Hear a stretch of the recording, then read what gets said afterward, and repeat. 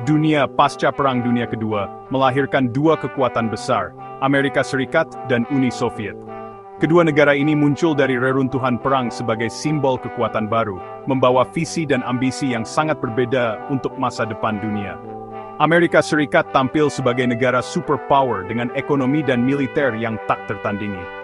Dengan teknologi maju dan pengaruh budaya yang meluas, Amerika membawa misi demokrasi dan kebebasan ke seluruh penjuru dunia, berusaha membangun tatanan global baru. Sementara itu, Uni Soviet, raksasa dari timur, mengusung ideologi komunisme dan memperluas pengaruhnya ke Eropa Timur. Dengan kekuatan militer dan jaringan pemerintahan pro-Soviet, mereka membangun blok timur yang solid.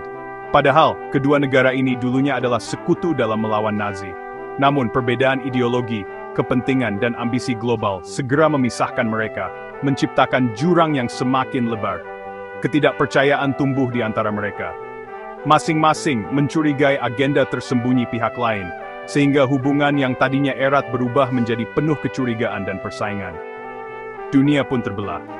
Negara-negara di seluruh dunia harus memilih antara blok barat yang dipimpin Amerika atau blok timur di bawah Soviet. Pilihan ini menentukan arah politik, ekonomi, dan bahkan kehidupan sehari-hari masyarakat. Pilihan ini bukan sekadar urusan politik elit, tapi juga menyentuh masa depan jutaan orang biasa, dari Eropa hingga Asia, dari Afrika hingga Amerika Latin. Persaingan kedua raksasa ini menandai dimulainya era baru, Perang Dingin. Dunia hidup dalam bayang-bayang ancaman nuklir dan perlombaan senjata yang menegangkan. Tidak ada lagi musuh bersama. Kini, hanya ada persaingan ideologi, kekuatan, dan pengaruh yang menyebar ke seluruh penjuru dunia. Setiap langkah kedua negara diawasi dunia. Media internasional dan para diplomat terus memantau setiap perkembangan, karena satu keputusan bisa mengubah arah sejarah. Negara-negara kecil pun terjebak di antara dua kutub kekuatan, berusaha bertahan dan mencari keuntungan di tengah tekanan besar. Perang Dingin bukan sekadar konflik militer, tapi juga pertarungan pengaruh, propaganda, dan adu strategi di panggung global. Dunia berubah menjadi panggung persaingan dua raksasa, di mana setiap negara dan individu merasakan dampaknya. Ketegangan dan kecurigaan menjadi norma baru. Hidup di bawah bayang-bayang konflik menjadi bagian dari keseharian. Inilah babak baru sejarah dunia, Perang Dingin, di mana dunia tak lagi sama seperti sebelumnya. Perang Dingin adalah pertarungan dua ideologi besar yang membentuk abad ke-20, kapitalisme Amerika versus komunisme Soviet. Konflik ini bukan hanya soal kekuatan militer, tapi juga tentang cara hidup, nilai, dan masa depan dunia. Amerika menjunjung tinggi kebebasan individu, pasar bebas, dan demokrasi. Setiap warga diberi hak memilih, berbisnis, dan mengutarakan pendapat tanpa takut represi. Sebaliknya, Uni Soviet menolak kepemilikan pribadi, mengontrol ekonomi, dan mengejar masyarakat tanpa kelas. Negara menjadi pusat segalanya, dari pekerjaan hingga pendidikan. Amerika melihat komunisme sebagai ancaman besar terhadap kebebasan, hak asasi manusia, dan tatanan dunia yang mereka yakini.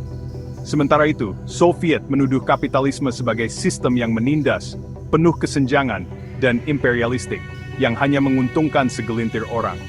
Kedua pihak yakin ideologi mereka paling benar dan berusaha keras menyebarkannya ke seluruh dunia, baik melalui diplomasi maupun tekanan politik. Amerika menawarkan bantuan ekonomi seperti Marshall Plan untuk membangun kembali Eropa Barat dan mencegah pengaruh komunis berkembang di sana. Soviet mendukung gerakan revolusioner di Asia, Afrika, dan Amerika Latin, memberikan senjata, pelatihan, dan ideologi kepada kelompok anti-Barat.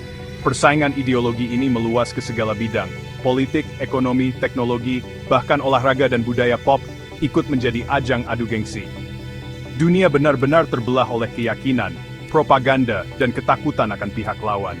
Setiap kemenangan kecil, baik di luar angkasa maupun di arena olahraga, menjadi simbol keunggulan sistem masing-masing.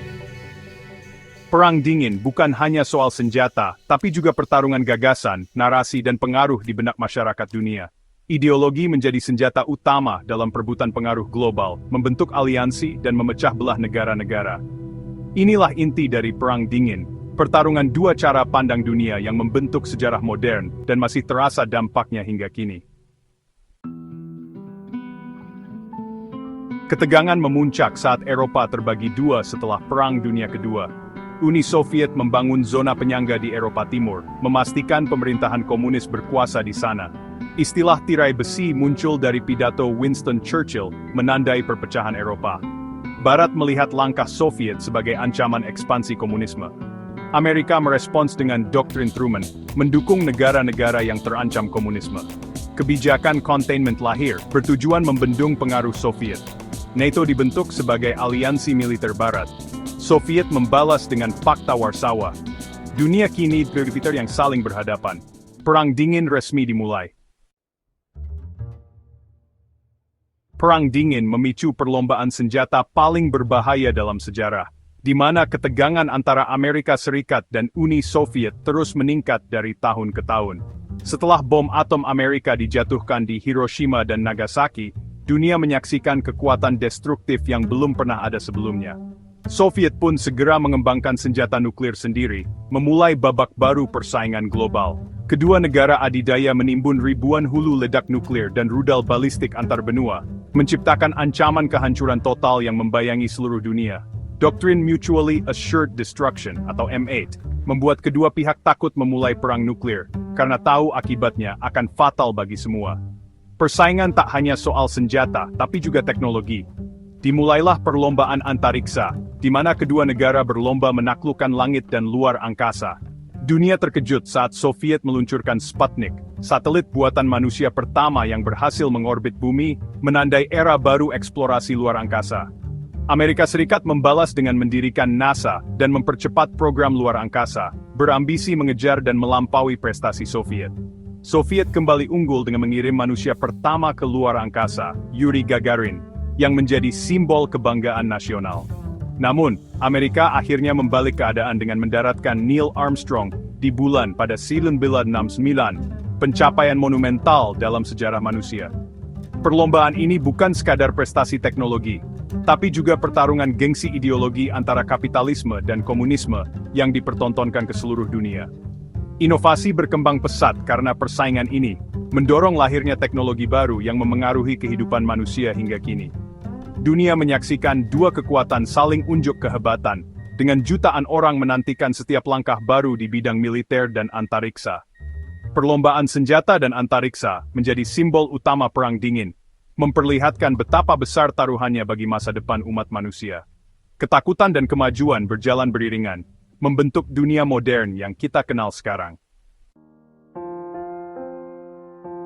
Perang dingin jarang melibatkan pertempuran langsung, tapi konflik proksi terjadi di banyak tempat. Blokade Berlin jadi ujian pertama, Soviet memblokir akses ke Berlin Barat, tapi Amerika dan sekutu membalas dengan Berlin Airlift. Operasi logistik besar-besaran ini mematahkan blokade Soviet. Krisis ini mempertegas perpecahan Timur Barat. Di Asia, Perang Korea pecah. Korea Utara komunis menyerang Korea Selatan pro-Barat.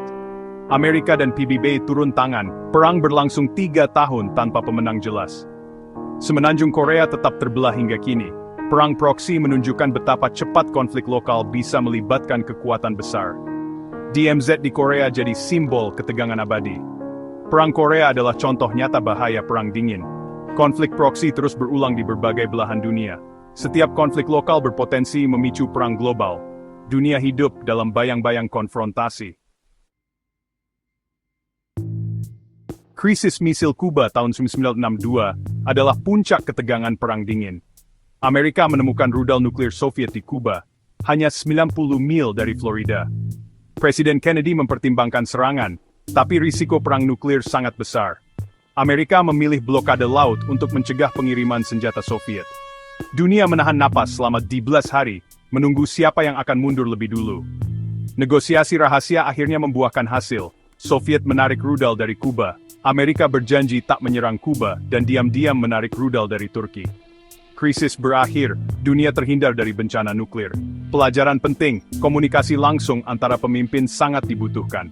Hotline Washington-Moskow pun dipasang.